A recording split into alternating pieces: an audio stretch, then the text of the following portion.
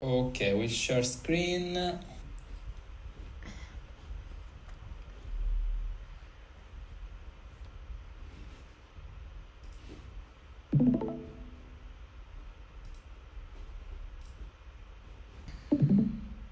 Can you see my screen now?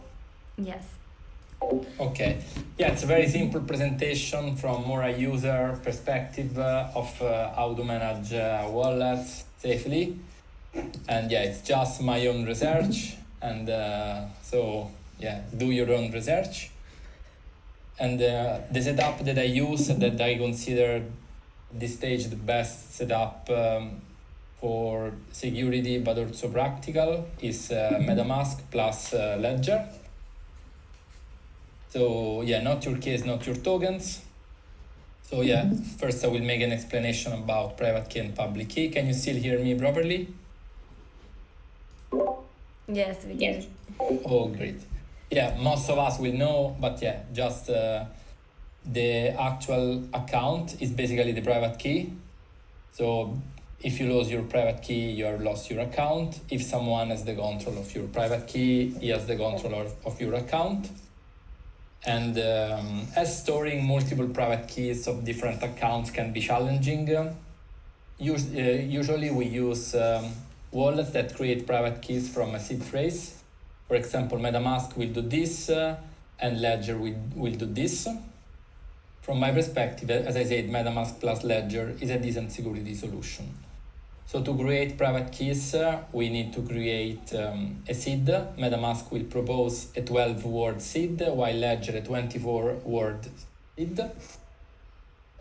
If we create a seed with MetaMask, we shall be careful that we don't have any virus or spyware in the computer. It might be a little useful to also disconnect the Wi-Fi. But in any way, the MetaMask wallet can never be considered a safe wallet, because it's not a cold wallet but a hot wallet. So whoever puts a virus on our computer, spyware or whatever, might be able to access our seed phrase or private key, while Ledger adds a bigger degree of security. So we use MetaMask, but we shall use imported accounts from Ledger for most users, except for accounts that, for example, we use for some game, or some account that we never store or transit a lot of money in, or money that for us, or money or NFTs that for us are really valuable.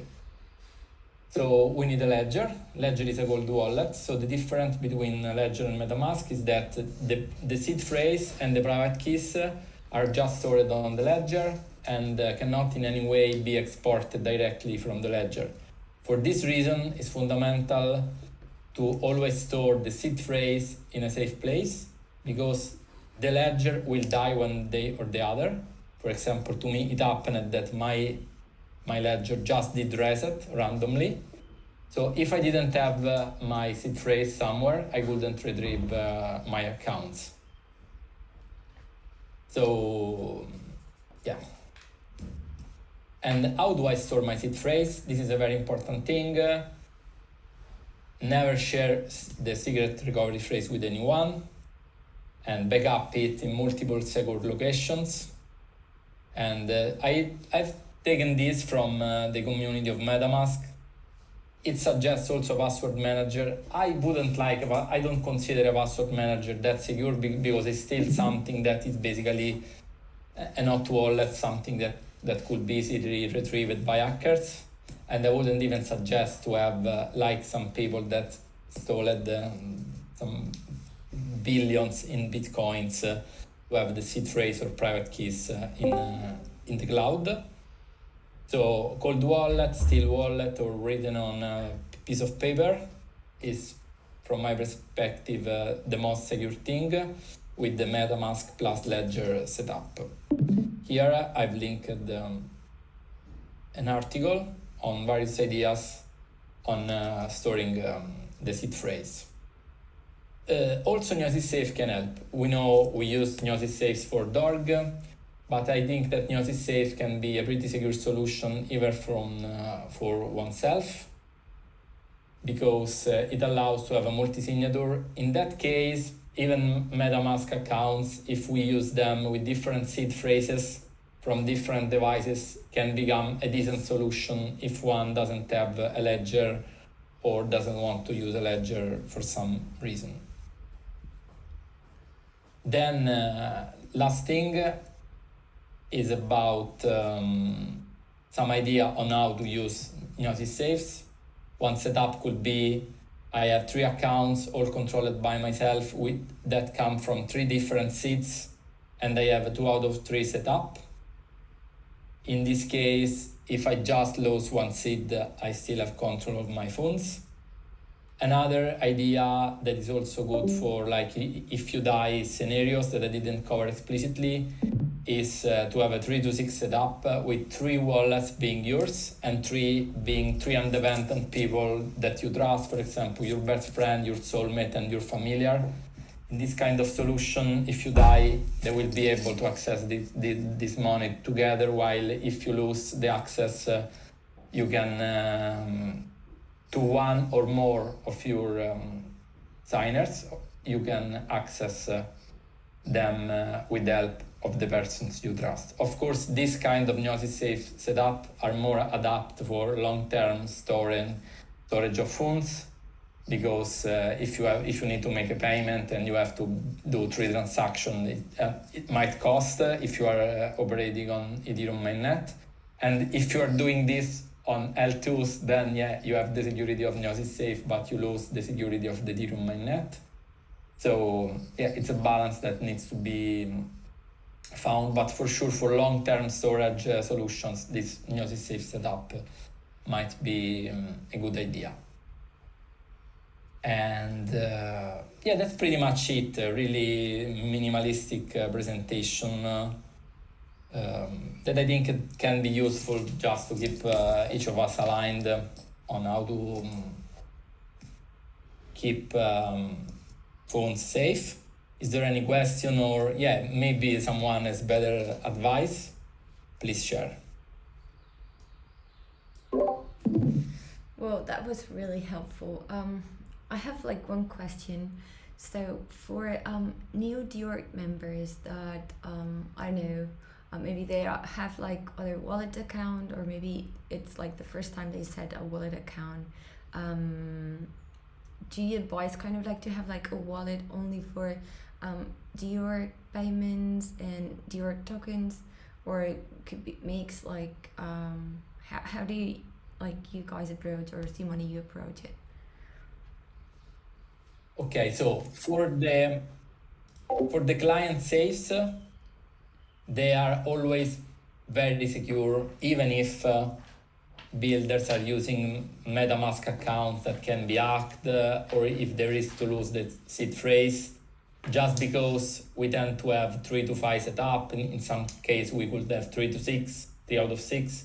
So it's pretty hard that all the people will be hacked in the same time, or will lose the access in the same time. So for those kind of solutions, it can even be okay to just use a MetaMask account as long as the builders that are working at the project are not closely connected, because in that case, if someone hackers one house and steals all the private keys from one computer, he might get access to the whole safe funds. While if we are in different places in the world and don't have any real life connection, the setup is still pretty safe, even if at single individual level we don't do particular solutions. For personal funds is different. So for rep tokens is different. So for personal funds, of course, if you are transferring them to centralized wallets, to then bank account, or spending them, then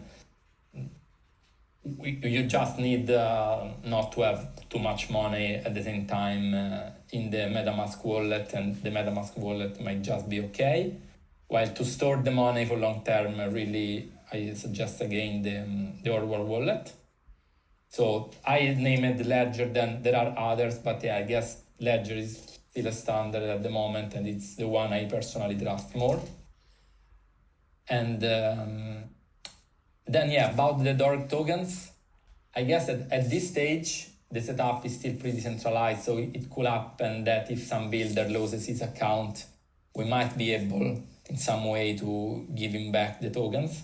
But for sure, and in general for other project tokens, etc., I would suggest for the dOrg tokens and other project tokens that one believes long term to store them in a cold wallet with an hardware wallet.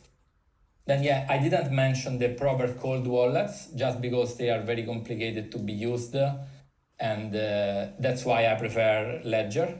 Of course, it could be possible to have mixed solution where you manually create a seed phrase, then with a computer that will never be connected to the internet, you calculate the private key and the public key of some account, but yeah, that's something more complex that I don't think is necessarily for most use cases. I would add that I think we should recommend to every new person who joins to set up a fresh account for use with dOrg, not so much for security reasons, but more so for accounting and perhaps privacy reasons, so that when someone's reporting their taxes, let's say for their income that they've received from dOrg, it's not mixed with, let's say, their trading activity or NFT minting or whatever else people are doing personally. Yeah, I think generally maybe that's something we can improve in our documentation to instruct people, create a fresh MetaMask address and put that as your dOrg account. Make sure that it uses either MetaMask or a Wallet Connect or Ledger compatible things so that you can vote and all these things.